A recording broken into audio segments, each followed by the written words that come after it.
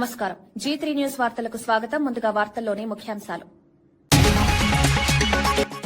BC మహిళలకు ఉచిత కుట్టు మిషన్ల పథకం, 100% సబ్సిడీతో ఆటోమేటిక్ మిషన్ల పంపిణీ, ప్రతి నియోజకవర్గంలో 1000 మందికి లబ్ధి, స్వయం ఉపాధితో మహిళల ఆర్థిక బలపాటు.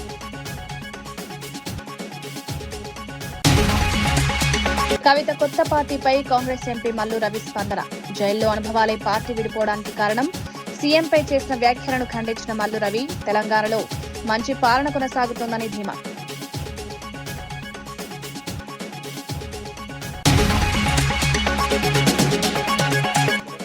డీలిమిటేషన్ అంశంపై సీఎం రేవంత్ కు బండి సంజయ్ కౌంటర్. జీడీపీ ప్రాతిపదికగా సీట్లు పెరిగితే హైదరాబాద్ కే లాభం, కొడంగల్ సీట్ కూడా లేకపోవచ్చని వ్యాఖ్య.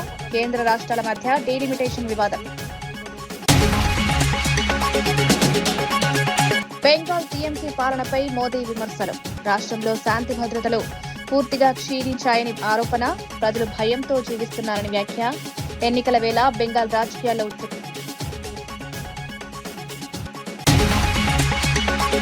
తెలంగాణలో బీసీ మహిళల స్వయం ఉపాధి కోసం ప్రభుత్వం కీలక నిర్ణయం తీసుకుంది.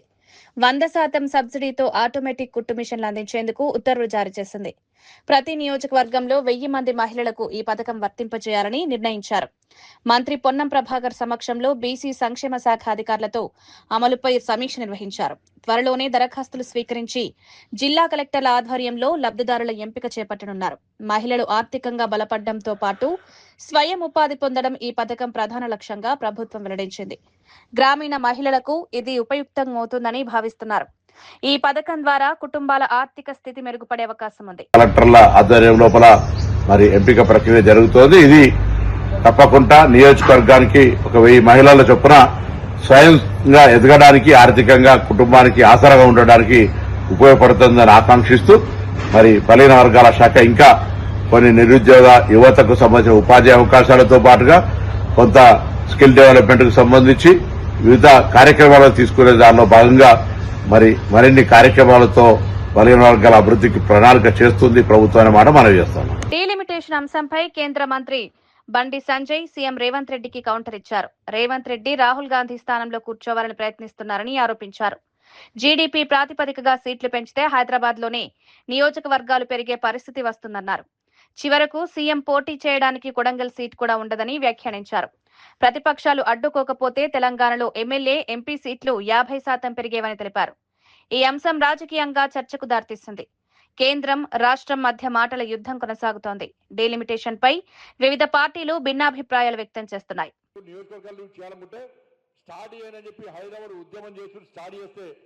రేవంత్ రెడ్డి పోటీ చేసిన కొడంగల్ కూడా శాసనసభ నియోజకవర్గం ఉంటుంది. ఆయన కూడా పోటీ చేసే అవకాశం రాదు. కొడంగల్ నుంచి ఆదాయం ఏం లేదు, కొడంగల్ నుంచి రూపాయి ఆదాయం లేదు. మరి రేవంత్ రెడ్డి ఏడ పోటీ చేయాలి? ఇంకా కొమరం భీం, ములుగు లాంటి ప్రాంతాలు అడ్రస్ లేకుండా పోతాయి. ఇవాళ అభివృద్ధి చేద్దా అవి, వాళ్ళు పోటీ చేయొద్దా, నియోజకవర్గం కావద్దా అవి? కాబట్టి ఒక మతిలేని ఆలోచనతో ఇవాళ ఏది పడితే అది మాట్లాడి ఇవాళ కేవలం మహిళా బిల్లును వ్యతిరేకించాలని చెప్పి ఒక కుట్రతోని ఇలా ఇండి అలయన్స్ ఈ విధంగా చేసిందో ఒక్కసారి. మాజీ మంత్రి పేర్ని నాని చంద్రబాబుపై తీవ్ర వ్యాఖ్యలు చేశారు. అవినీతి రహిత పాలనకు సింగపూర్ ఉదాహరణగా ఉండగా అక్కడికి వెళ్లిన ఒక మంత్రి అవినీతి నేర్చుకుని జైలుకు వెళ్లడని విమర్శించారు. ఇప్పుడు రాష్ట్ర మంత్రులు సింగపూర్ వెళ్లి ఏం నేర్చుకుంటారో అనుమానం వ్యక్తం చేశారు. ఈ పర్యటనలు ప్రజలకు ప్రయోజనం చేకూర్చేలా ఉండాలన్నారు. లేకపోతే సింగపూర్ కూడా చెడిపోకుండా ఉండాలని వ్యాఖ్యానించారు. ఈ వ్యాఖ్యలు రాజకీయంగా చర్చకు దారితీశాయి. ప్రభుత్వం పర్యటనలపై స్పష్టతనివ్వాలని ప్రతిపక్షం డిమాండ్ చేస్తోంది. ప్రజల డబ్బుతో జరిగే పర్యటనలు ప్రయోజనకరంగా ఉండాలని సూచించారు. ఇంకేమనంటే పల్లెటూళ్ళకి వేసే రోడ్లకి టోల్ గేట్ పెడతామని చంద్రబాబు నాయుడు గారు చెప్తారు. వీళ్ళ వల్ల సింగపూర్ లో పోలీసు వ్యవస్థ చెడిపోవటం, వీళ్ళ వల్ల వ్యవసాయం లేని చోట వ్యవసాయ శాఖ మంత్రి వెళ్ళి నేర్చుకొస్తాడు. అక్కడికి వెళ్ళి సింగపూర్ లో వ్యవసాయమే లేదు, వ్యవసాయం నేర్చుకొస్తారు. ఈయనకి అక్కడికి వెళ్ళి వచ్చాక వీళ్ళందరికీ మీడియా వాళ్ళందరూ కూర్చోబెట్టి ఏం నేర్చుకొచ్చావు చెప్పమంటే అసలు మామూలుగా డొక్క బయలుపోద్ది. వీళ్ళందరిది విమానం దిగంగానే మొత్తం విలేకరులు అందరూ కూర్చుని ఏం నేర్చుకొచ్చావు సార్ మాకు అప్పచెప్పంటే వీళ్ళంటే ట్రైనింగ్ ఫర్ ట్రైనీస్ అంట, ట్రైనర్స్ అంటే వీళ్ళంటే మళ్ళీ వచ్చి భారతదేశంలో ఆంధ్ర రాష్ట్రంలో ఉన్న అందరికీ ట్రైనింగ్ ఇస్తారండి అక్కడ నేర్చుకున్నాయి. హైదరాబాద్ ఓరల్ క్యాన్సర్ అవగాహన కోసం ప్రత్యేక రన్ కార్యక్రమం నిర్వహించారు. ఈ కార్యక్రమంలో మంత్రి శ్రీధర్ బాబు, బీజేపీ రాష్ట్ర అధ్యక్షుడు రామచంద్రరావు పాల్గొన్నారు. నషాముక్త తెలంగాణ లక్ష్యంగా ప్రభుత్వం చర్యలు తీసుకుంటోందని మంత్రి తెలిపారు. దేశంలో ప్రతి సంవత్సరం లక్షలాది మంది క్యాన్సర్ బారిన పడుతున్నారని రామచంద్రరావు పేర్కొన్నారు. అవగాహన కార్యక్రమాల ద్వారా ప్రజల్లో జాగృతి కల్పించాల్సిన అవసరం ఉందన్నారు. ఆరోగ్యంపై శ్రద్ధ పెంచాలని పిలుపునిచ్చారు. ఈ కార్యక్రమానికి ప్రజల నుంచి మంచి స్పందన లభించింది. ఆరోగ్యంపై అవగాహన పెంపొందించడం ముఖ్యమని వైద్య నిపుణులు సూచించారు. మన భారతదేశంలో క్యాన్సర్ ఒక రేట్స్ పెరుగుతూ ఉన్నాయి.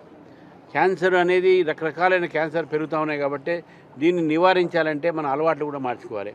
ఆ అలవాట్లలో ముఖ్యంగా మనం హెల్తీ అలవాటు, మిల్లెట్స్ అలవాటు చేసుకోవడం, మంచి ఫుడ్, ప్రోటీన్ ఫుడ్తో పాటు ఈ సిగరెట్, గుట్కా ఇవన్నీ బంద్ చేయాల్సిన అవసరం ఉన్నది. వీటిని బంద్ చేస్తేనే డెఫినెట్గా మనం మంచి ఆరోగ్యమైనటువంటిగా, ఏ దేశానికైనా ఆరోగ్యమైనటువంటి యువత ఉంటేనే ఆ దేశం ఒక బలంగా ఉంటుంది. ఆ దేశ ఒక యువత బలహీనపడితే దేశం కూడా బలహీనపడుతుంది. కవిత కొత్త పార్టీపై కాంగ్రెస్ ఎంపీ మల్లు రవి స్పందించారు. ప్రజాస్వామ్యంలో ఎవరైనా పార్టీలు ఏర్పాటు చేసుకోవచ్చన్నారు. లిక్కర్ స్కామ్ కేసులో జైలుకు వెళ్లిన సమయంలో బీఆర్ఎస్ పార్టీ తనను పట్టించుకోలేదని అసంతృప్తితో కవిత బయటకొచ్చారని వ్యాఖ్యానించారు. కుటుంబ రాజకీయాలపై ఆమె మాట్లాడిన విషయాల్లో తమకు అభ్యంతరం లేదన్నారు. కానీ కాంగ్రెస్ ప్రభుత్వం ముఖ్యమంత్రిపై చేసిన వ్యాఖ్యలను తీవ్రంగా ఖండించారు. తెలంగాణలో ప్రస్తుతం మంచి పాలన సాగుతోందని పేర్కొన్నారు. ఒక ఎమ్మెల్యేగా, ఒక స్వతంత్ర సంస్థకి మహిళా సంస్థకి అధ్యక్షురాలుగా అన్ని స్థాయిల్లో ముఖ్యమంత్రితోని మంత్రులతో కలిసి తిరిగారు. మీ ఇష్టం వచ్చినట్టు మీరు కేసీఆర్ని గురించి మాట్లాడితే అది మీ ఇష్టం. ఆయన మీ తండ్రి, మీరు కూతురు. తండ్రి అనేటటువంటి గౌరవం ఎంతవరకు ఇవ్వాలా, ఇవ్వకూడదు అనేది మీరు నిర్ణయించుకోవాలా, అది మీ ఇష్టం. ఇక సోదరుడు కేటీఆర్ గారు, మరి మీ రిలేషన్ హరీష్ రావు గారు, వారి మీద మీ ఇష్టం వచ్చినట్టు మాట్లాడచ్చు. అది బీఆర్ఎస్ పార్టీ కూడా మీరు మొన్నటి దాకా ఉన్నారు కాబట్టి మీరు ఏదైనా మాట్లాడరు. కానీ మీరు మీ కొత్త పార్టీ పెట్టిన సందర్భంగా కాంగ్రెస్ పార్టీ ప్రజలకు వ్యతిరేకంగా పనిచేస్తుందని, కర్కోటకుల్లాగా ముఖ్యమంత్రి పనిచేస్తుందని, హిట్లర్ లాగా పనిచేస్తుందని మీరు మాట్లాడిన దాన్ని మేము తీవ్రంగా ఖండిస్తున్నాం. తెలంగాణ ప్రదేశ్ కాంగ్రెస్ సేవాదళ ఆధ్వర్యంలో శిక్షణా శిబిరాల నిర్వహణకు ఏర్పాట్లు పూర్తయ్యాయి. ఈ నెల 27 నుంచి మే 2 వరకు హైదరాబాద్ ఎగ్జిబిషన్ గ్రౌండ్ లో 6 రోజుల పాటు సామర్థ్య క్యాంప్ నిర్వహించనున్నారు. టీపీసీసీ అధ్యక్షుడు మహేష్ కుమార్ గౌడ్ ఈ శిబిరాన్ని ప్రారంభించనున్నారు. కార్యకర్తలకు ఎలక్షన్ మేనేజ్మెంట్, ప్రభుత్వ పథకాలను ప్రజల్లోకి తీసుకువెళ్లడం, పార్టీ సిద్ధాంతాలపై ప్రత్యేక శిక్షణ ఇవ్వనున్నారు. ఈ కార్యక్రమంలో మంత్రులు, ఎంపీలు, ఎమ్మెల్యేలు పాల్గొని మార్గదర్శనం చేయనున్నారు. క్యాడర్ బలోపేతమే ఈ శిబిరం ప్రధాన లక్ష్యమని నాయకులు తెలిపారు. ఈ శిక్షణతో పార్టీ కార్యకర్తలు మరింత సమర్థవంతంగా పనిచేయాలని ఆశాభావం వ్యక్తం చేస్తున్నారు. బ్రిటిష్ వారికి వ్యతిరేకంగా ఆ రోజు మా దేశం మీద పడి మమ్మల్ని హింసిస్తురనే దాంతో ప్రజలందరినీ మమేకం చేసి ఒక టోపీ తార ధరించి, మరి మనకున్నటువంటి దాంట్లో ఖాదీ వస్త్రాలు ధరించి, మరి ఆ రోజు మరి పెద్ద ఎత్తున గాంధీ, నెహ్రూ, వల్లభాయ్ పటేల్, నారాయణరావు వాడికర్ అనేటువంటి చాలామంది పెద్దలు ఈ సేవాదళ ఆధ్వర్యంలో స్వతంత్ర పోరాటం చేసిన విషయాన్ని తెలియజేస్తూ, మరి ఆ రోజు స్వతంత్ర పోరాటం చేసిన తర్వాత, మరి దేశానికి స్వతంత్రం వచ్చిన తర్వాత నెహ్రూ గారు మొట్టమొదటి అధ్యక్షులు కావడం, మరి ఆ తర్వాత సేవాదళ్ కూడా ఒక ప్రముఖమైనటువంటి పాత్ర వహించి దేశవ్యాప్తంగా ప్రభుత్వాన్ని, అటు ప్రైమ్ మినిస్టర్ నుంచి మొదలు పెడితే ఎంపీలు, ఎమ్మెల్యేల వరకు కూడా అంత సేవాదళ కార్యకర్తలే మరి ఉండేవారు. ఆ తర్వాత 2027 జనగణన స్వీయ నమోదు ప్రక్రియకు అధికారికంగా శ్రీకారం చుట్టారు. గవర్నర్ శివప్రతాప్ శుక్లా స్వయంగా ఆన్లైన్ నమోదు చేసి ఈ కార్యక్రమాన్ని ప్రారంభించారు. రాష్ట్ర ఏర్పాటు తర్వాత జరుగుతున్న తొలి జనగణన కావడంతో దీనికి ప్రత్యేక ప్రాధాన్యత ఉందన్నారు. ఖచ్చితమైన గణాంకాలు అభివృద్ధికి కీలకమని ఆయన పేర్కొన్నారు. ప్రజలు పెద్ద ఎత్తున పాల్గొని సరైన వివరాలు అందించాలని పిలుపునిచ్చారు. ఆధునిక సాంకేతికతతో ఈ ప్రక్రియ సులభతరమవుతుందని తెలిపారు.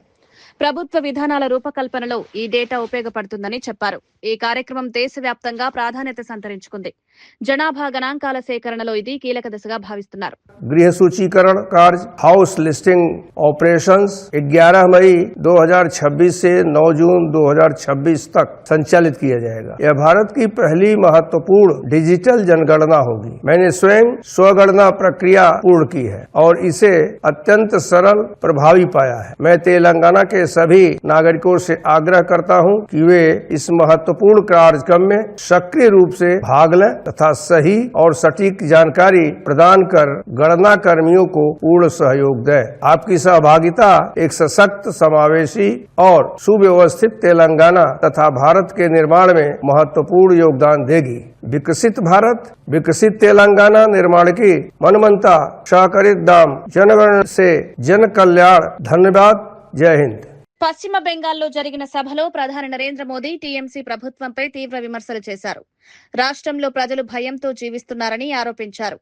చిన్న నాయకులు, గూండాలు కూడా తామే ప్రభుత్వం అన్నట్లు వ్యవహరిస్తున్నారన్నారు. శాంతి భద్రతలు పూర్తిగా క్షీణించాయని విమర్శించారు. ప్రజాస్వామ్యం ప్రమాదంలో ఉందని పేర్కొన్నారు. టీఎంసీ పాలనలో అవినీతి పెరిగిందని ఆరోపించారు. ప్రజల భద్రతకు ప్రభుత్వం ప్రాధాన్యత వహించాల్సిన అవసరం ఉందన్నారు. ఈ వ్యాఖ్యలు బెంగాల్ రాజకీయాల్లో కలకలం రేపాయి. टीएमसी के महाजंगल राज में छोटे से छोटा नेता, छोटे से छोटा गुंडा भी खुद को सरकार समझता है। 24 परगना हुगली नदी के इर्द गिर्द का इलाका ये कभी मिलों और फैक्ट्रियों का इलाका हुआ करता था, लेकिन आज मिलों पर ताले लगने के नोटिस की ही खबरें आती है। अंग्रेजों के जमाने से चले आ रहे कारखाने भी बंद हो रहे हैं। बोनगांव से बैरकपुर तक अनेक जूट मिले, अनेक फैक्ट्रियां 15 साल में बंद हुई है। सिर्फ एक ही फैक्ट्री, एक ही दुकान फली फूली है और ये दुकान है सिंडिकेट की कटमनी और कमीशन खोरी। मिलों की जमीन पर कब्जे की, किसानों को बर्बाद और तबाह करने की ऐसी सरकार को यहां से जाना ही होगा। వైట్ హౌస్ డిన్నర్ సమయంలో జరిగిన కాల్పుల ఘటనపై అధ్యక్షుడు డొనాల్డ్ ట్రంప్ వివరాలు వెల్లడించారు. ఆయుధాలతో వచ్చిన నిందితుడు ఒక భద్రతా అధికారిపై కాల్పులు జరిపాడన్నారు. అయితే బుల్లెట్ ప్రూఫ్ జాకెట్ కారణంగా అతను ప్రాణాపాయం నుంచి తప్పించుకున్నాడని చెప్పారు. భద్రతా వ్యవస్థ వెంటనే స్పందించి పరిస్థితిని అదుపులోకి తీసుకొచ్చిందన్నారు. ఈ ఘటనతో భద్రతా వ్యవస్థపై చర్చ మొదలైంది. ఇలాంటి సంఘటనలు పునరావృతం కాకుండా చర్యలు తీసుకుంటామన్నారు. భద్రతా ప్రమాణాలు మరింత కట్టుదిట్టం చేయాలని అధికారులకు ఆదేశాలిచ్చారు. Some very brave members of Secret Service, and they acted very quickly. The man has been captured. They're going to his apartment. I guess he lives in California, and he's a sick person, a very sick person. One officer was shot, but saved by the fact that he was wearing obviously a very good bulletproof vest. He was shot from very close distance with a very powerful gun. And the vest did the job. I just spoke to the officer, and he's doing great. He's great shape. No, I mean, he was a guy who looked pretty evil when he was down. You know, they had him down. He was fighting hard. He was in my opinion, a sick person. Who would do that but a sick person? But I think you're going to find everything about him. No reason to talk about it now. But tomorrow at this time, long before this time, you're going to know a lot of things about him. They seem to think he was a lone wolf, and I feel that too. We looked at all of the conditions that took place tonight, and I will say, you know, it's not a particularly secure building, and I didn't want to say this, but this is why we have to have all of the attributes of what we're planning at the White House. It's actually a larger room, and it's much more secure. It's drone proof, it's bulletproof glass. We need the ballroom. That's why Secret Service, that's why the military are demanding it. They've wanted the ballroom for 150 years for lots of different reasons, but today's a little bit different because today we need levels of security that probably nobody's ever seen before. But in light of this evening's events, I ask that all Americans recommit with their hearts in resolving our difference peacefully. We have to resolve our differences. I will say, you had Republicans, Democrats, Independents, Conservatives, Liberal. Nalgonda Vasavi మాత జయంతి వేడుకలు ఘనంగా నిర్వహించారు. Beat market Ramakoti Stupa దేవాలయంలో జరిగిన ఈ కార్యక్రమంలో మంత్రి కోమటిరెడ్డి వెంకటరెడ్డి పాల్గొన్నారు. అమ్మవారిని దర్శించుకుని ప్రత్యేక పూజలు చేశారు. ఈ సందర్భంగా దేవాలయాల అభివృద్ధికి ప్రభుత్వం కట్టుబడి ఉందని తెలిపారు. పురాతన దేవాలయాలు, దర్గాలు, చర్చిల అభివృద్ధికి చర్యలు తీసుకుంటామన్నారు. బ్రహ్మంగారి గట్టుకు ఘాట్ రోడ్ పనులు త్వరలో పూర్తి చేస్తామని హామీ ఇచ్చారు. సంతోషి మాత గుడి పునర్నిర్మాణం చేపడతామని పేర్కొన్నారు. ఈ కార్యక్రమంలో భక్తులు పెద్ద ఎత్తున పాల్గొన్నారు. కారులో పైకి పోయి దర్శనం చేసుకుంటారు. ఇక్కడ దర్గా ఉన్నది. దర్గాను లతితం దర్గా అంటే హిందువులు, ముస్లింలు అందరూ దర్శించుకుంటారు. దానికి 150 కోట్లతో మూడు నెలల్లో 150 కోట్లు పెట్టి ఘాట్ రోడ్ వేస్తున్నాం పైకి. ఎందుకంటే నల్గొండ టౌన్ అంటే మనం ఎప్పుడైనా సాయంత్రం పూట బయటకు వెళ్తే మనం ఉన్న పాత దేవాలయాలు ఓల్డ్ సిటీలో సంతోష్ మాత గుడిని కూడా ఈరోజు మొత్తం కూడా కాంపౌండ్ వాళ్ళతో సహా పూర్తిగా పునర్నిర్మాణం చేయాలని కొత్త కమిటీని కూడా మననే ఏర్పాటు చేసుకున్నాం. తప్పకుండా ఒకవైపు అభివృద్ధి కార్యక్రమాలు, మరోవైపు పేదవాళ్ళని చదివించే బొట్టుగూడు లాంటి హై స్కూల్ మీద చూసే ఉండదు. ఎట్లగంటే గవర్నమెంట్ స్కూల్, ప్రైవేట్ స్కూల్ కూడా హైదరాబాద్లో కూడా లేవు. అలాంటి కార్యక్రమాలు చేస్తూ దేవాలయాలు, చర్చిలు, మసీదులు కుల మతాలకు అతీతంగా అందరికీ అందుబాటులో పనిచేద్దామని ఈరోజు చాలా సంతోషం అనిపిస్తుంది నాకు. ఇక్కడ తిరుపతి జిల్లా వెంకటగిరిలో మహిళా సాధికారత దిశగా కీలక కార్యక్రమం జరిగింది. ఎమ్మెల్యే కురుగొండ్ల రామకృష్ణ వివోఏలకు 5G స్మార్ట్ ఫోన్లను పంపిణీ చేశారు. సుమారు 30 లక్షల రూపాయల వ్యయంతో ఈ ఫోన్లు అందించారు. ప్రభుత్వ పథకాల అమలు, క్షేత్రస్థాయి సమాచారం నేరుగా సీఎం డాష్ బోర్డ్ కు చేరేందుకు ఈ నిర్ణయం తీసుకున్నట్లు తెలిపారు. బాల్య వివాహాలపై కఠిన చర్యలు తీసుకోవాలని వివోఏలకు సూచించారు. ఎక్కడైనా బాల్య వివాహాలు జరిగితే వెంటనే పోలీసులకు సమాచారం ఇవ్వాలని ఆదేశించారు. ప్రభుత్వ పాఠశాలల్లో నాణ్యమైన విద్య అందుతోందని పేర్కొన్నారు. మహిళా సంఘాలు ఆర్థికంగా ఎదగాలని పిలుపునిచ్చారు. ఈ కార్యక్రమం మహిళల్లో విశ్వాసాన్ని పెంచింది.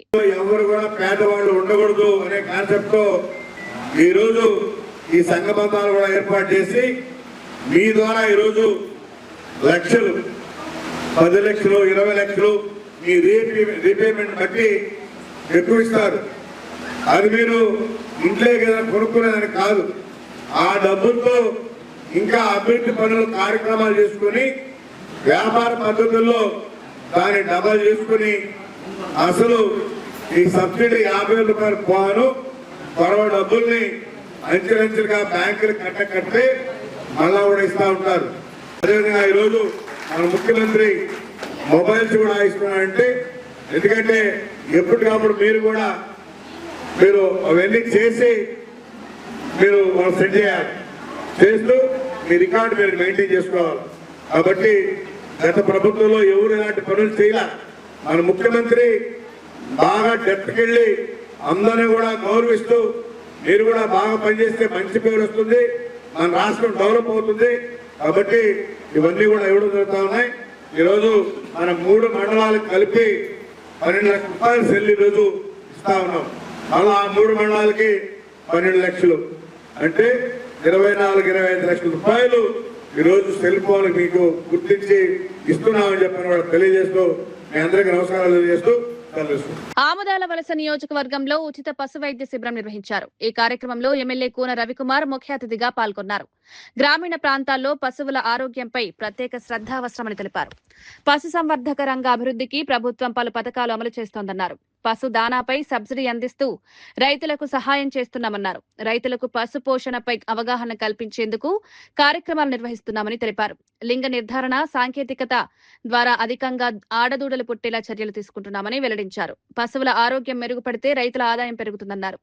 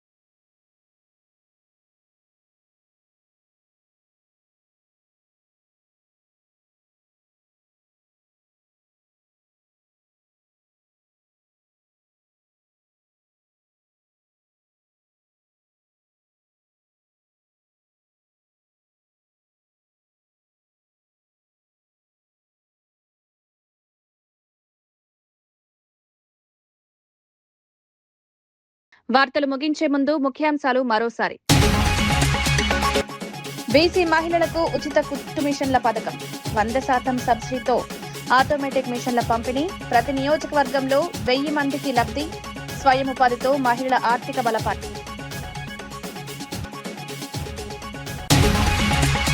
కవిత కొత్త పార్టీపై కాంగ్రెస్ ఎంపీ మల్లు రవి స్పందన. జైల్లో అనుభవాలే పార్టీ విడిపోవడానికి కారణం, సీఎంపై చేసిన వ్యాఖ్యలను ఖండించిన మల్లు రవి, తెలంగాణలో మంచి పాలన కొనసాగుతోందని ధీమా.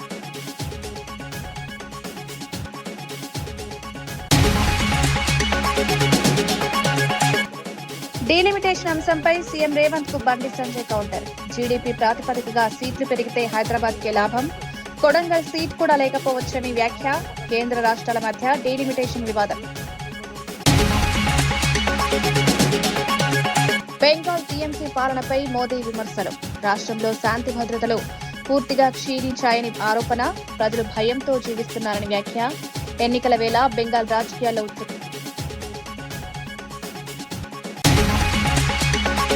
ఇవి ఈనాటి వార్తా విశేషాలు. మరో బులెటిన్లో మళ్ళీ కలుద్దాం. నమస్కారం.